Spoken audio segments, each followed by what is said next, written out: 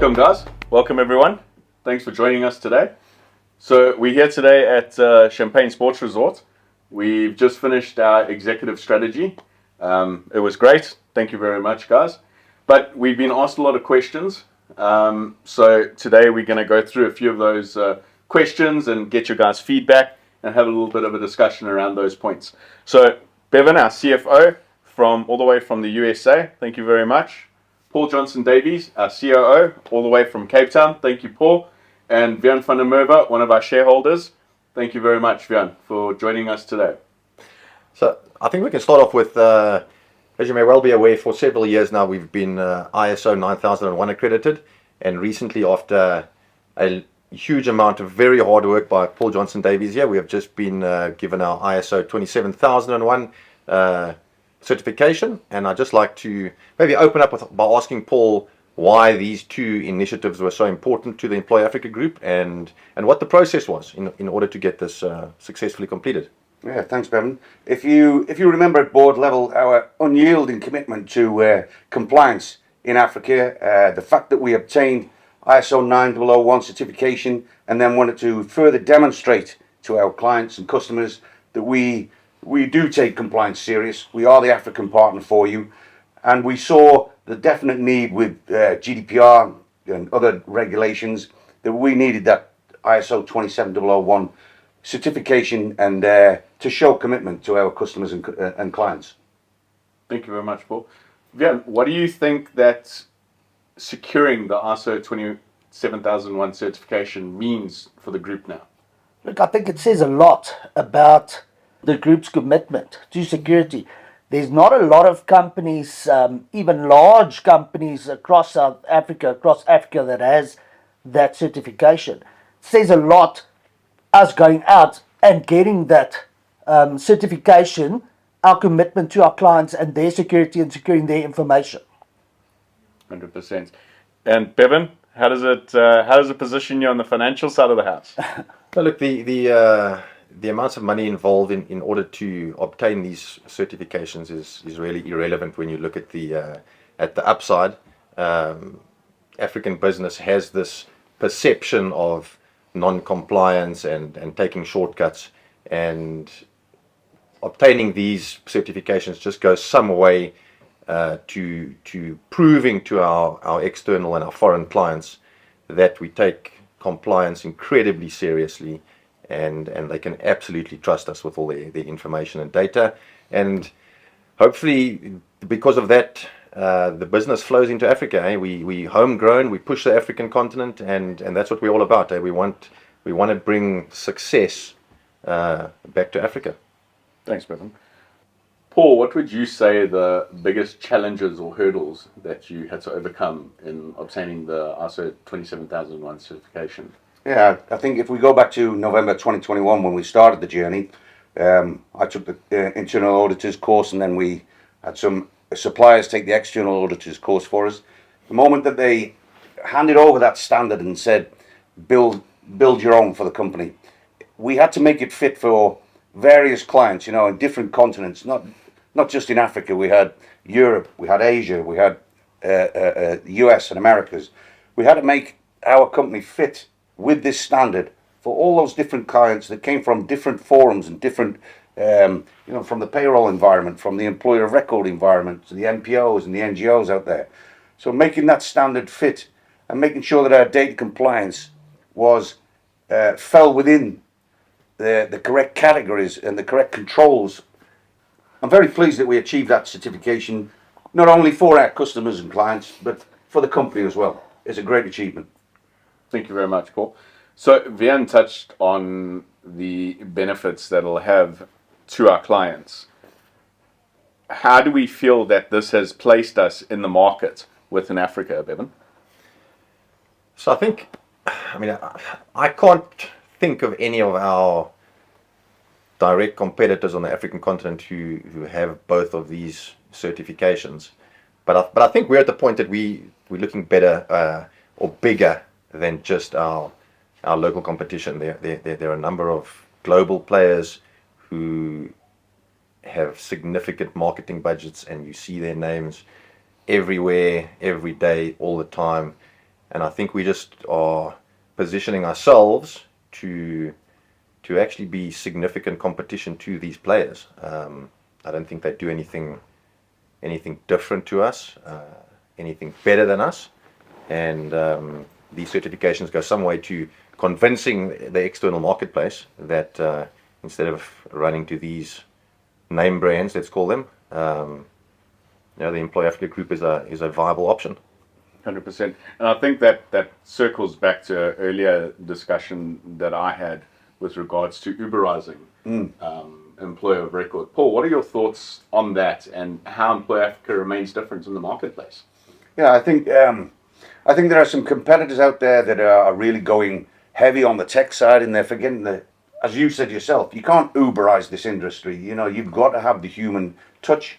It is a very complex environment when you're employing somebody, when you're trying to put benefit packages together, when you're talking, 42 different African countries that we're in right now. How do we put that on one template, on an interface where you can pick it up and then press a button and you pull out a contract? It's just not possible. I think the fact that we remain with the human touch, we remain with people to discuss, we continue to see what the client needs are, and we back all of this up now with solid certification from reputable bodies. ISO is an industry standard that says, you've achieved, you are there, and you're a market leader. Thank you very much. And interesting from our executive strategy that we had this weekend, obviously we're moving more towards being tech-based. How do you see that's going to be different to our competitors, where we are going to be pushing tech, but we want to keep that human side, that human element? I think in our vision that we've seen at our level, there's a definite need for tech and tech improvement, and it makes life easier not only for the marketplace, but we are seeing tech to make it easier for our employees, our internal staff. That tech is a definite requirement for efficiency and accuracy. Yeah. We're seeing that within the payroll division, that the tech that we're building and leaning is now producing 99% rather than 96%, and it's doing away with that human error element. Yeah. And with regards to the tech, again, for the clients, for us to spend less time discussing those contracts, but capturing that data from the clients at the beginning and accurately placing it inside the contracts, I think that human interface with the tech backing it up is producing accuracy across the board for us all. And it's also, we always have to bear in mind that whilst we are service orientated, at the end of the day, it's all about bottom line. And in order to increase that bottom line, we have to be able to scale. And certainly the way to get that right is by enhancing the tech side of the business. Bevan, I think it's good for our clients to know how you've re-strategized and repositioned the payroll department this time. Yeah. So the payroll department has grown significantly in the last 18 months. If you've kept an eye on the whole global PEO market, there's always an argument about the direct approach versus the in-country partner approach. We've always been a bit of a hybrid. We are starting to lean definitely towards a direct approach. We already have subsidiaries across the continent. What we do but differently to some of our competitors is that our risk always lies around the compliance and the payments. We obviously control the bank accounts in our subsidiaries. We control bank accounts with in-country partners. But with that direct approach, what we're starting to do now is actually have physical offices in all these countries. And so our reliance on those in-country partners is reducing. And I just feel that it's going to result in a better service offering to our clients, because the answers you can provide, the queries that need to be resolved, all gets done a whole lot quicker, and we're in control of the whole process. I agree. It's heavy on compliance, and it's a good strategy that's been put forward. I think one of the aspects there, Paul, is we've got more control in implementation of the 27001 as well across all our different regions. So where we are working with a partner, we can't implement the full 27001 ISMS. Now with local entities in more locations and locations that we haven't had entities before is going to be a game changer. Yeah, definitely. Most clients, most clients would prefer working with us with direct companies in country. Yeah, there's a definite change in the market. I mean, we see it more and more. People are asking us if we've got that local presence. They want that assurity that we can handle their money effectively and efficiently. So I agree there. I do think one of the biggest obstacles companies are going to have that just go straight into a country without having the experience and opening up an entity is going to be vast. You need to have experience in those local countries before you go and open. It's key. There's some of those countries, the rules, the regulations, just the nuances of doing business in them. We've learned by working with those RCPs in those countries, and I think that definitely places us at the forefront in Africa. I think they're over a decade of experience that we've been hammering this and working with our clients. We've still got to remember there's parts of Africa that's a very untamed beast, and we're very much used to working in that environment. So post all these latest changes at the Employ Africa Group, I just want to ask Brendan to maybe educate the audience with, I'm sure on a lot of their minds the next question is, what is next for the Employ Africa Group? Sure, Bevan. So that's an interesting one, eh? We have now partnered with a tech company who is going to be going a lot more involved on the tech side for us. We are looking at obviously expanding. Africa is not going to be our only playground over the next few years. We've already made a foray into the UK. We're busy signing up our first client for the UK market at the moment. And we're also busy completing a tender. We partnered with another company for Europe, and we're busy completing a tender for the European market as we speak. So the world's our oyster. Employ Global, that's what we're looking at. That's part of the vision. And with you guys on the driving seats with us, I definitely think that's what's going to make us a success in Africa and globally. So Bevan, what do you believe has been our success with Employ Africa in Africa since we started in 2010? So I think it's always good to bear in mind that whilst, let's say financially speaking, the African marketplace is a lot smaller than the developed countries, there is still a lot of money to be made in Africa, and those first world companies definitely do see Africa as a market that they want to play in. However, for various reasons, and you'll remember in our journey, not everything has happened overnight, and there have been some hard lessons learned and expensive lessons learned. These first world country companies can lean on us in order to speed up their entry into the African market. They don't have to worry about the time taken to register their businesses in country, the required licenses, the administrative fees of maintaining a company on the African continent whilst your operations are still small, and that's been our gap. So we've been able to onboard staff and speed up their entry into the African market without the administrative burden and costs associated with doing it. So essentially our employer of record model, where we provide a compliant entity through which to employ people in those different countries and provide compliant payroll services. Paul, maybe you can speak further about that and exactly what we do there for them. Yeah, I think our ability to ramp up a client, be it project-based, or job-specific based, our ability to ramp up that client very quickly rather than them have to go through that onerous task of having to open up a company and go through those compliance hurdles that we've already jumped through.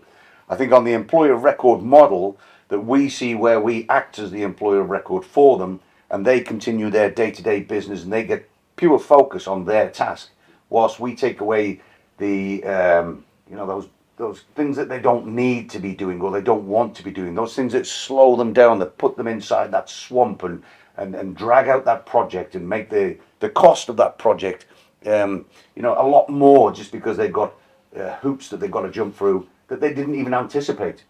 I think the fact that our employer of record model has already got them in a position and places them at square one for their project is a success for us. 100%. And we're seeing quite a change, not a change, but an addition into that employer of record model where clients in Europe have realized the skills that we have in Africa on the same timeline as us. A lot of them are English speaking, and unemployment rates is huge. And how are we working with that and attracting those clients? Yeah, there's a definite shift in the market to outsource those activities from South Africa. I mean, we've got very, very highly educated staff.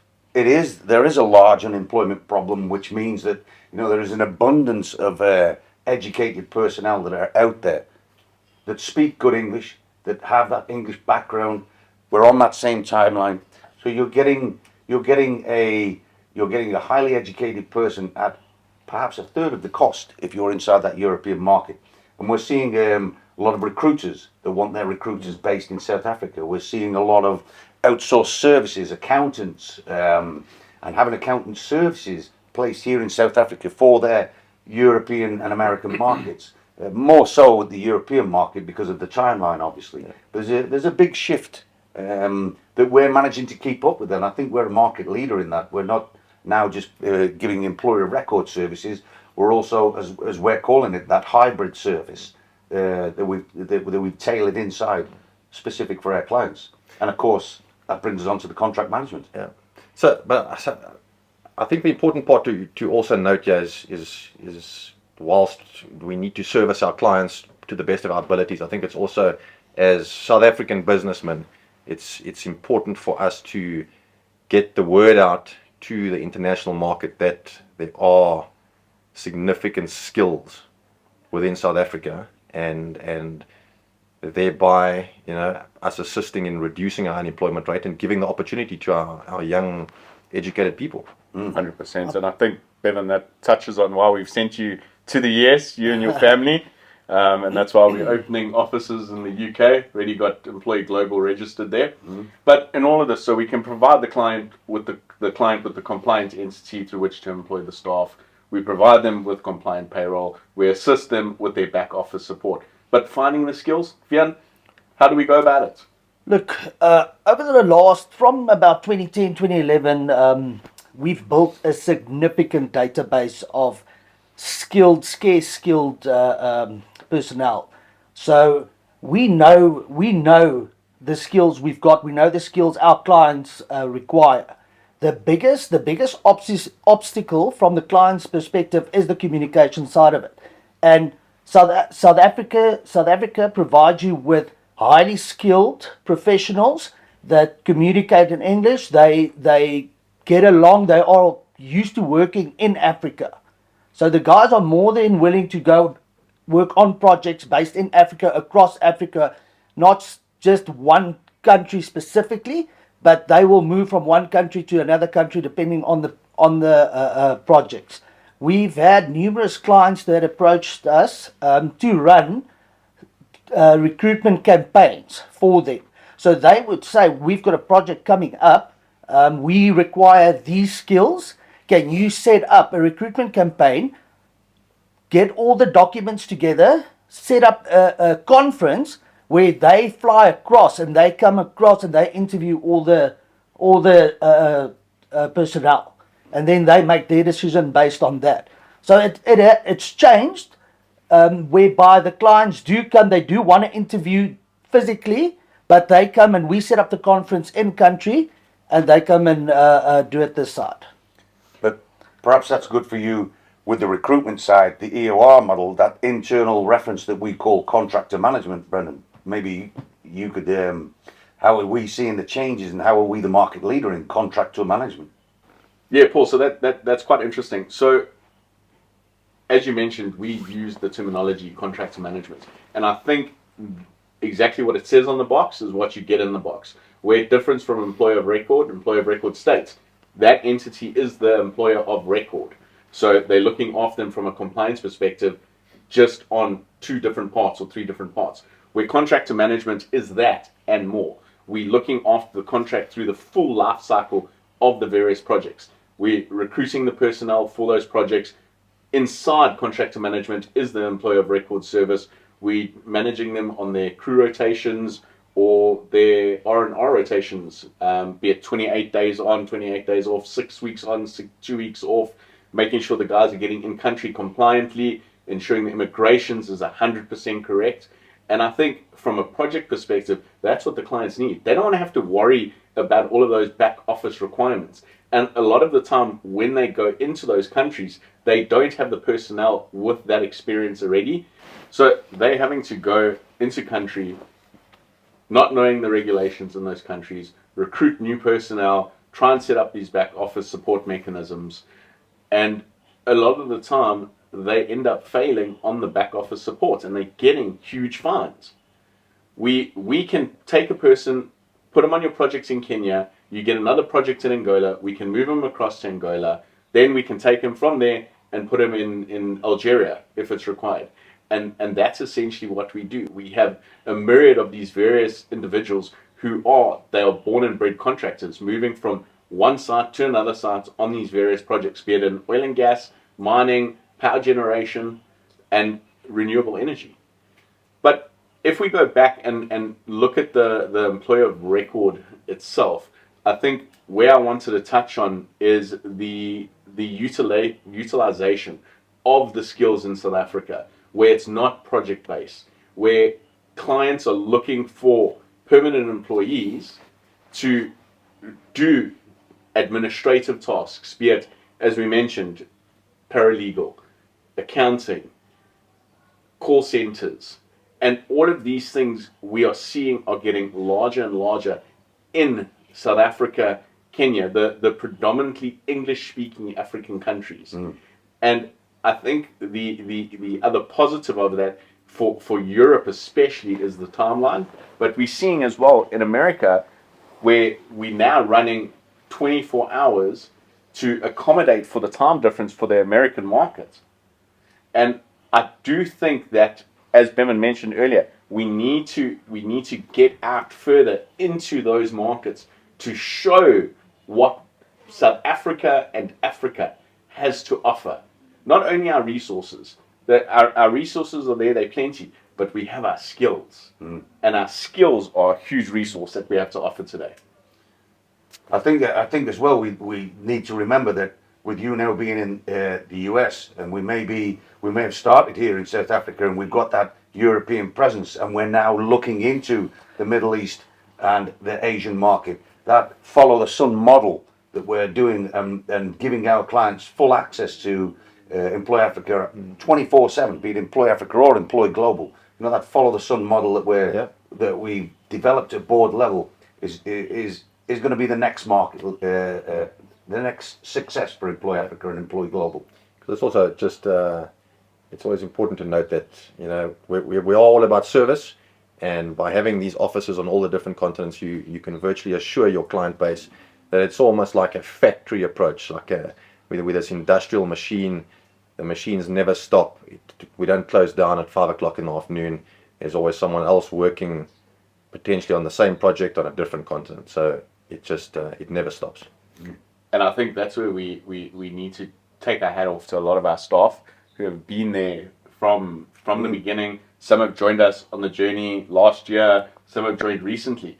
And I think a lot of them can see the vision that we have collectively as well for the business. And I definitely think without our staff, we would never have been able to achieve what we have today. Absolutely. We've got a very, very good record with regard to staff retention. I can't recall what the exact numbers are in terms of lifespan, but I mean, we've got a number of senior personnel who've been on the journey with us from the very, very beginning. Pretty much within the first year or two of the start of the company, they're still with us and making a massive contribution, have made a massive contribution, and continue to make a massive contribution to our success. let's pay tribute to the new stuff, the new blood. I mean, they're bringing in a fresh perspective as well. They're bringing in new things for us to look at, and new things for us to examine. And I think that at our level, the way we're embracing their new perspective and their new outlook, I think that's also a testament to the company itself. Guys, so I think we need to remember where we came from and what the vision has been for us as the Employ Africa Group. And we need to ensure that that vision continues for the Employ Africa Group, even though we are looking at different and more involvements on a global level. And the vision of being the globally preferred provider of compliant manpower solutions across Africa will remain for the Employ Africa Group. And I think that's key as who we are as a business and where we are going as a business.